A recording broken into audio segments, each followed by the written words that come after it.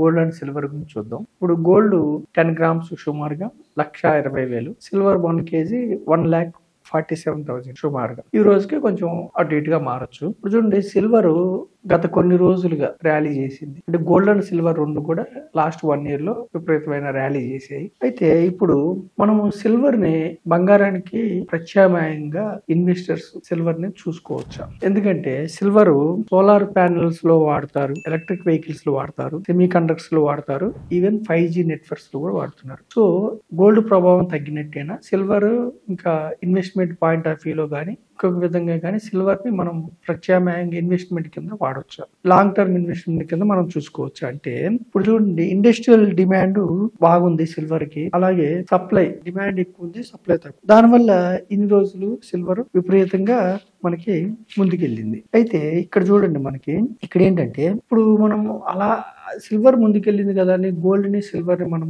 Same asset class కింద చూడొచ్చు. అంటే నేనేమంటున్నానంటే గోల్డ్ ని సిల్వర్ ని సేమ్ అసెట్ క్లాస్ కింద చూడకూడదు. అంటే మామూలుగా బంగారాన్ని వెండిని అన్నదమ్ములు అంటాం కానీ చాలా డిఫరెన్స్ ఉంది. ఎలా అంటే చూడండి, ఇప్పుడు గోల్డ్ ని ఏం చేస్తాయంటే గోల్డ్ ని అన్ని సెంట్రల్ బ్యాంక్స్ డాలర్ కి ప్రత్యామ్నాయంగా ఫారిన్ రిజర్వ్స్ కింద గోల్డ్ ని అన్ని సెంట్రల్ బ్యాంక్స్ కొంటున్నాయి, కొని వాటిని రిజర్వ్స్ పెంచుకుంటున్నాయి. ఏ దేశ బ్యాంకు కూడా సిల్వర్ ని రిజర్వ్ లాగా పెంచుకోవట్లేదు. అంటే గోల్డ్ కి ఉన్న విలువ సిల్వర్ కి ఉండదు.